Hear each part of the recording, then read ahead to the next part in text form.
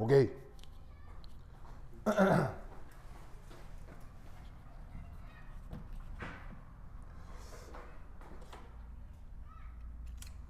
자, 우리가 이제 위치 에너지라는 말은 맨날 쓰잖아요. 그래서 이제 혹은 뭐 역학적 에너지 이런 것도 맨날 쓰잖아요. 네. 근데 이제 그런 표현들을 이제 화학에서 어떻게 이제 응용해서 써볼 수 있겠느냐라는 거예요. 그런 표현들을 능수능란하게 쓰고 위치 에너지, 역학적 에너지에 대한 개념이 명확하면 화학적 현상을 되게 좀 편하게 설명할 수 있어요. 편하게 표현할 수 있어요. 그래서 이제 그런 것들을 알아둬야 되는데, 그럼 우선 위치 에너지가 뭐냐 한번 생각을 해보면, 위치 에너지 같은 경우는 위치 에너지 같은 경우는 이제 우선 첫 번째 성격이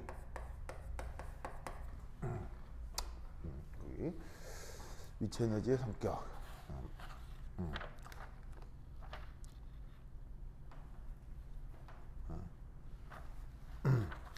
얘는 이제 첫 번째가 입자 사이의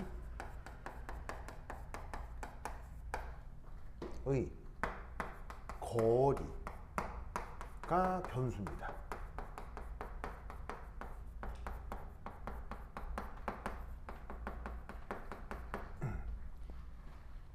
그래서 다른 뭣도 아니고 요놈이 이제 거리. 그래서 위치 에너지 수식을 한번 생각을 해보면, 이런 수식도 있고요, 그죠? 그 다음에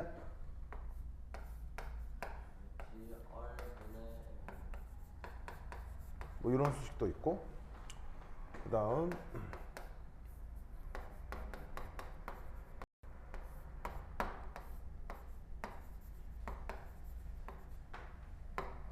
이런 식들도 있고, 뭐 하여튼 뭐 이거 말고도 뭐 되게 많거든요. 그럼 여러분 뭐 이런 수식들 분명 어디선가 봤을 거예요. 물리 시간에도 막 공부를 하니까요. 그래서 이제 첫 번째는 이거 무엇에 대한 위치 에너지, 뭐 이런 거. 예. 얘는 중력에 의한 위치 에너지죠. 얘는 무슨 얘는 만류인력 위치 에너지고, 얘는 무슨 위치 에너지? 얘는 쿨롱 위치 에너지고, 무슨 말이겠죠? 그러면 여기에 거리가 들어가 있느냐? 거리 그죠? 거리 여기 있죠. 그다음에 거리 여기 있고, 그다음에 여기도 이 거리죠, 사실은 이거. h라고 하는 것도 거리잖아요. 그래서 생각해 보면 이게 거리가 이 보시다시피 모두 다 저 에너지 수식에 들어가는구나. 그래서 이거 거리가 중요하구나. 자, 그다음 두 번째는 이 언제건 운동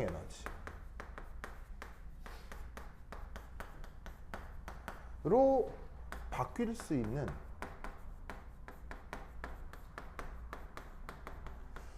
그래서 이제 어떤 말을 쓰기도 하냐면 stored, 이런 말을 쓰기도 해요. stored라는 말 알죠? stored가 무슨 뜻이에요?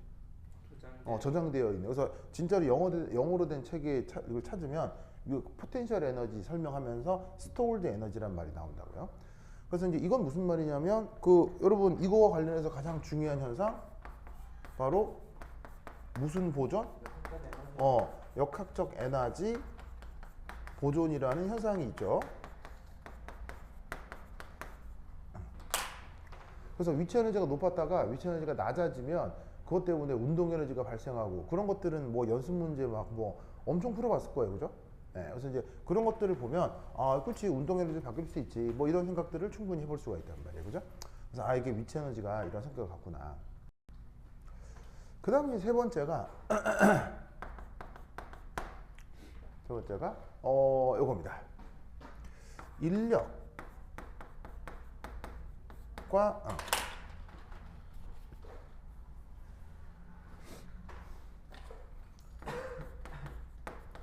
입자 간 인력과 청력. 인력이란 말과 청력이란 말 알죠, 그렇죠? 입자 간 인력과 청력을 에너지로 표현한 것입니다.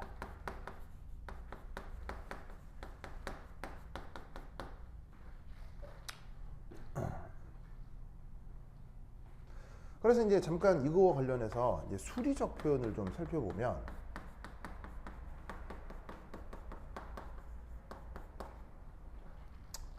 뭐 물론 뭐 내가 물리 전공이 아니라 뭐 수학 되게 잘하는 건 아니지만 그냥 내가 아는 거 정도만 어디서 본 거 그냥 써보면 혹시 뭐 여러분 그 뭐 이런 말 들어본 적 있어요? 뭐 에너지라 하기도 하고 뭐 이렇게 뭐 일이라고 하기도 하고 여기 이제 어떻게 표현되냐면 힘에다가 누구를 연산해야 돼요? 힘에다가 변위 그죠? 힘에다가 변위를 연산을 해야 일이나 에너지 뭐 이런 거 나온다고 물리 시간에 배운 적 있죠? 근데 이제 일이나 에너지를 정의할 때 저 힘은 그냥 힘은 안 돼요. 반드시 무슨 힘이어야 하죠? 반드시 무슨 힘? 예, 보존력 좋아요. 보존력인데 이제 그거를 다른 표현으로 이름을 맨날 써요.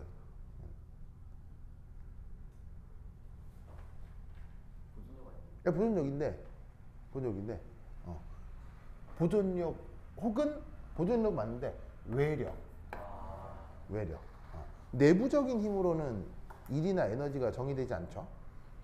그러니까 일과 에너지는 항상 어디서 오는 거냐면 외부로부터 오는 거란 얘기예요. 무슨 말인지 알겠어요? 외부로부터.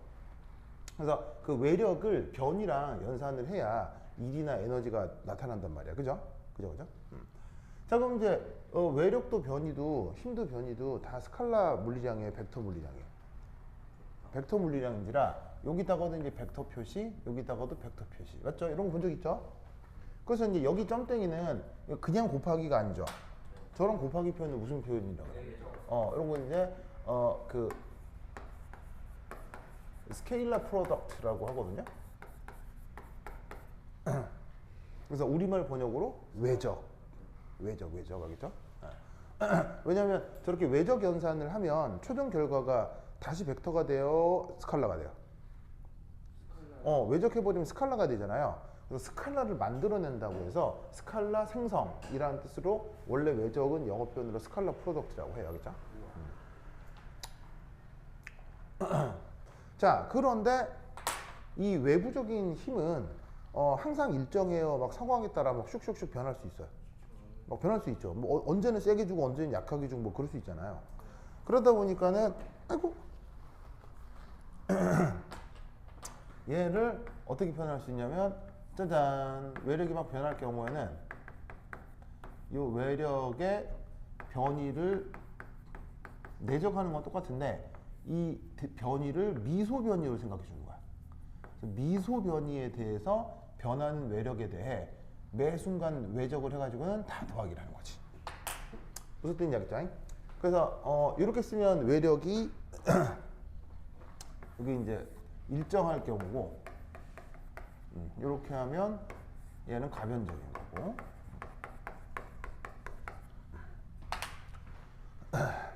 어떤 표현인지 알겠죠? 그죠?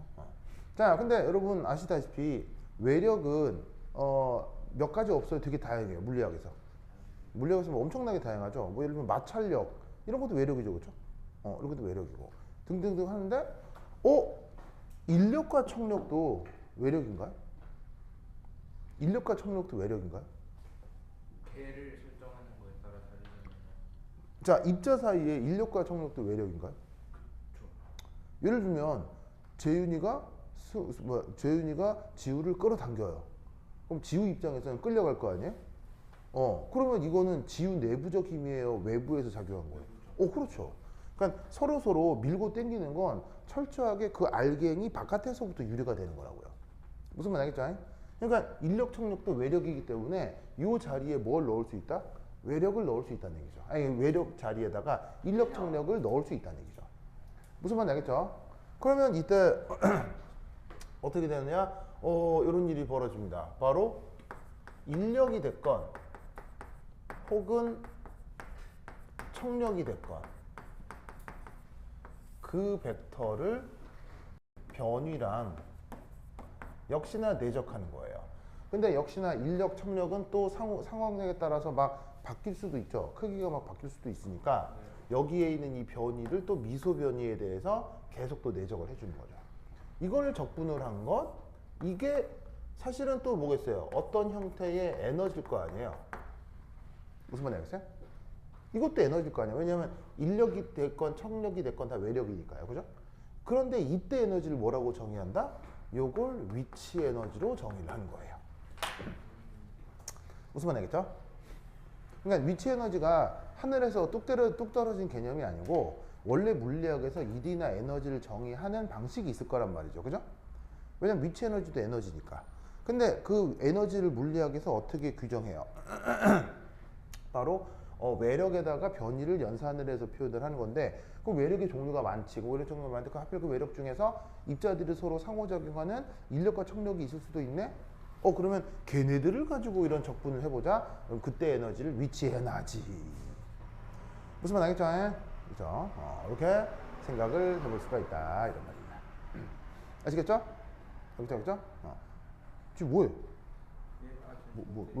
왜? 이거 지금 방금 카톡 했죠? 네? 미터 보는데. 뭐 봤죠, 뭐?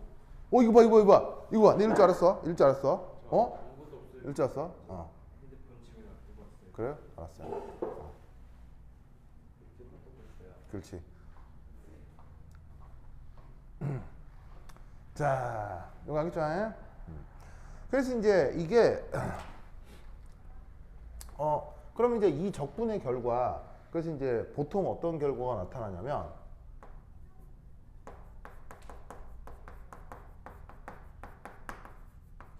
현상이 이래서 이제 이 위치 에너지, 자, 그래서 이제 위치 에너지를 영어로 EP라고 이제 쓰거든요. 왜냐면 영어 표현으로는 포텐셜 에너지라고 하니까.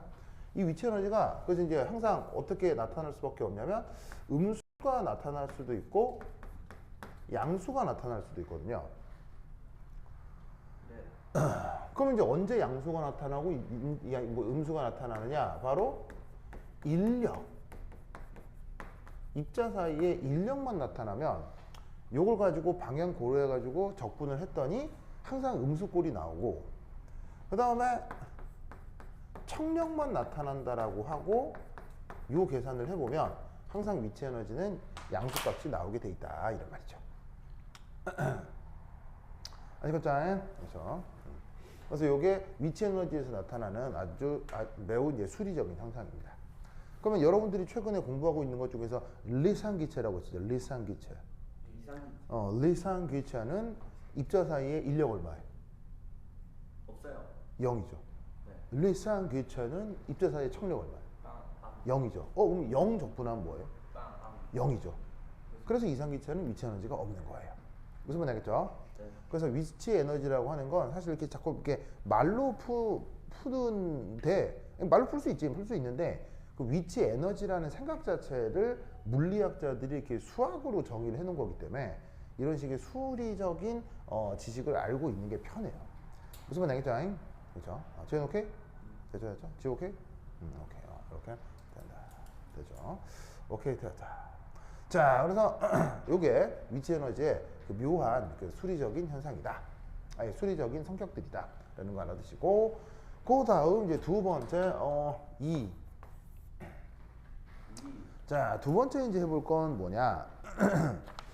두 번째 해볼 거는, 이거를 한번 해볼게요. 상호작용력의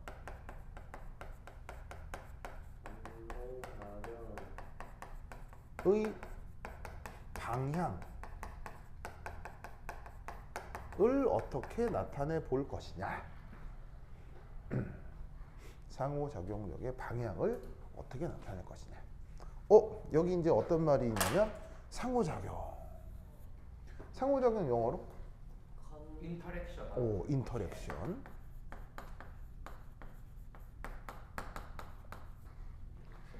그러면 상호작용이 뭐예요? 인터랙션이 뭐예요? 인터랙션이 뭐예요? 서로 영향을 주고. 뭐 영향을 주고받는다. 맞는데 물리학적으로 상호작용이 뭐냐고. 물론 또 물리학적으로는 상호작용을 되게 많이 또 막 여러 가지로 규정하거든요. 근데 현상적으로 보면 그냥 이게 상호작용이죠. 알겠죠? 서로 간에 밀거나 땡기거나. 알겠죠?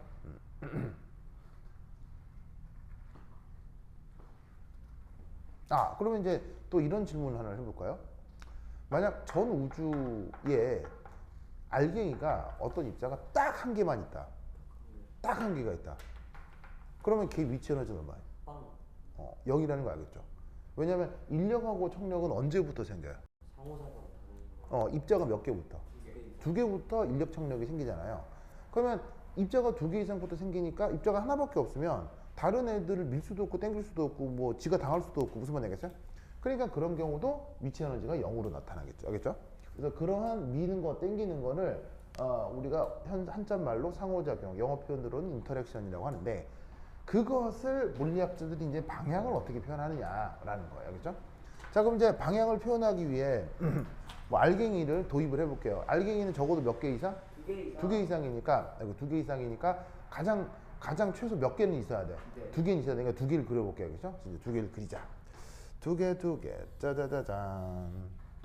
또 짜자자잔. 두 개를 그렸어요? 자, 두 개를 그리면 물리학자들은 항상 뭘 하니? 물리학자 항상 뭐 하냐면 하나를 시점으로 정하고 하나를 종점으로 정합니다. 알겠죠? 그래서 입자 두 개가 있으면 물리학자들은 항상 뭐하고 뭐를 정한다? 재현아? 시점과 종점. 그러면 시점과 종점으로부터 뭘 규정할 수 있죠? 뭘 정의할 수 있어요? 수학적으로. 바로 짜자자잔. 방향 벡터를 정할 수가 있습니다.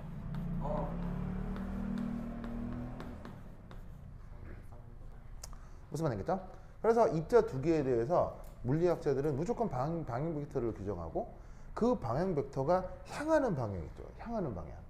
이 향하는 방향을 무슨 방향이라 한다? 이 향하는 방향을 물리학자들은 플러스 방향이라고 규정합니다. 응? 그래서 모든 물리학은 좌표를 무조건 저렇게 잡습니다. 고전적인 물리학은. 그러니까 이 경우 만약에 어떤 현상이 이 방향으로 나타난다 라고 하면 이거는 무슨 방향이 되겠어요? 이건 마이너스 방향이 되는 거죠. 알겠죠? 알겠죠? 자, 그럼 이때 이 둘 사이에 이제 뭐가 일어날 거냐? 바로 밀거나 당기거나 상호작용이 벌어지겠죠. 자, 그럼 이제 이 둘 사이에서 만약에 땡긴다라고 하면 이 녀석이 이제 원래 위치에서 당기는 힘이 발생하면 이쪽으로 인력이 나타나겠죠. 맞나요? 그리고 청력이 나타난다. 서로 민다. 그러면 이쪽으로 청력이 나타나겠죠. 무슨 말인지 지금 맞아요? 네. 그러면 이때 여기에 이 청력이 누구랑 방향이 같아요? 저기에 있는 정해놓은 방향 벡터랑 항상 청력이 방향이 같을 수밖에 없어요. 그래서 청력은 항상 무슨 방향? 플러스 방향으로 정의를 하는 거예요. 무슨 말 알겠죠? 그런데 그거에 대해서 서로 끌어당기는 힘은 방향 벡터하고 방향이 다르죠. 반대가 되죠. 그래서 인력은 항상 상호작용 중에서 마이너스 방향으로 규정을 해요. 아시겠죠? 알겠죠? 그래서 이때 이 상호작용력의 방향 표현에서 이제 예를 들면 첫 번째 벡터 관점으로 자, 만약에 합력을 표현하고 싶다. 인력도 나타나고 청력도 나타날 때 합력 표현을 해보고 싶다. 라고 하면 벡터로 쓸 때는 어떻게 표현하면 돼요? 바로 인력 벡터에다가 그냥 청력 벡터를 더하기로 연산하면 이게 그냥 합력 표현이잖아요. 맞나요? 왜냐하면 벡터라고 하는 것 자체가 이미 뭐를 다 포함하고 있어요. 방향을 다 포함하고 있기 때문에 그냥 인력도 있고 청력도 있다고 하면 합력은 두 벡터를 더하는 거다. 이렇게 생각해 볼 수가 있단 말이에요. 그죠? 그런데 사실 벡터는 연산하기 편해요, 불편해요? 불편하기 때문에 사실 벡터라는 개념은 정하지만 실제 계산할 때는 그걸 다 뭐로 바꾸는 게 편해요? 스칼라로 바꿔주는 게 편하죠. 그래서 이때 이 합력을 스칼라 관점으로 바꿔서 크기만으로 표현을 하면 이렇게 된다는 얘기죠. 바로 합력과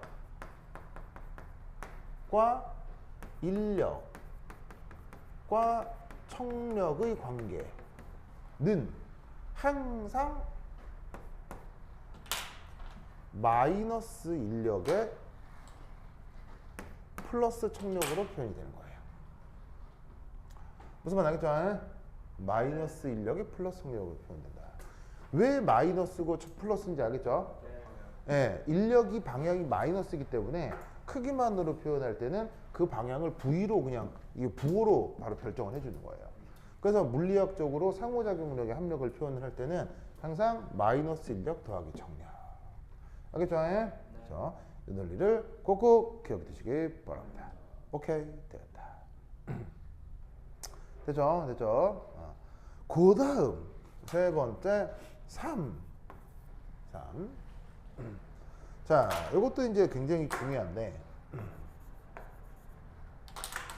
자, 뭔 얘기를 한번 해볼 거냐면 바로 위치 에너지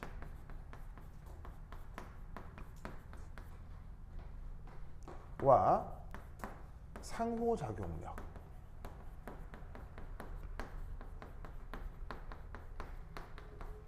사이의 아주 중요한 수학적 관계가 있어요.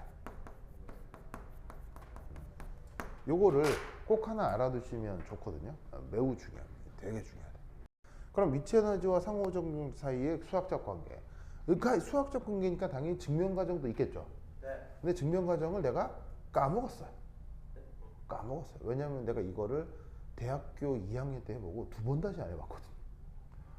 언제 해봤냐면 일반 물리 시간에 그 대학교 때 물리 수업 그때 배웠거든요. 그래서 두 번 다시 안 해봤어요. 30년 동안 안 해봐서 잘 몰라요. 그래서 증명 과정은 여러분들이 누구한테 배우면 되겠어요? 물리 선생님한테 배우시면 되고요. 우선은 결과만, 알겠죠? 결과만 외워놓도록 합시다. 그런데 이게 결과를 외우는 게 쉬워요. 왜냐하면 이 결과가 당연히 우리 세상을 반영하겠어요? 우리 세상과 무관하겠어요? 우리 세상을 완벽하게 반영하거든요. 그래서 우리의 평소의 경험을 그대로 반영하고 있기 때문에 생각해보면 굉장히 당연하게 여겨질 수 있어요. 그럼 이제 그 수식이 뭐냐? 바로 이겁니다. 위치 에너지를 미분할 거예요. 알겠죠? 미분할 거예요. 그러면 위치 에너지는 미분을 할 때 누구에 대한 미분을 해야 쓸모가 있겠어요? 거리. 바로 거리겠죠. 바로 얘가 입자간 거리겠죠. 왜 입자간 거리에 대한 미분이 의미가 있을까요? 위치 에너지야 그걸로 정의하는. 바로 위치 에너지의 변수가 거리니까요. 앞에 써놨잖아요. 입자 사이에 뭐? 거리가 변수인 것. 알겠죠? 그래서 위치 에너지는 어떤 경우건 그 아래쪽에 저렇게 거리가 들어있기 때문에 그 거리에 대한 의미를 알기 위해선 거리에 대한 미분을 해야 된다. 이런 말이에요. 무슨 말인지 알겠죠? 자, 혹은 여러분 그 미분이라고 하는 것의 실용적 테크닉은 뭐예요? 미분이라고 하는 것의 실용적 테크닉. 바로 다 아는 말이에요. 접선의 기울기를 구하기 위한 거죠. 네.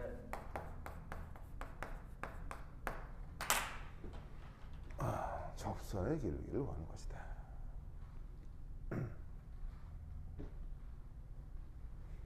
알겠죠? 알겠죠?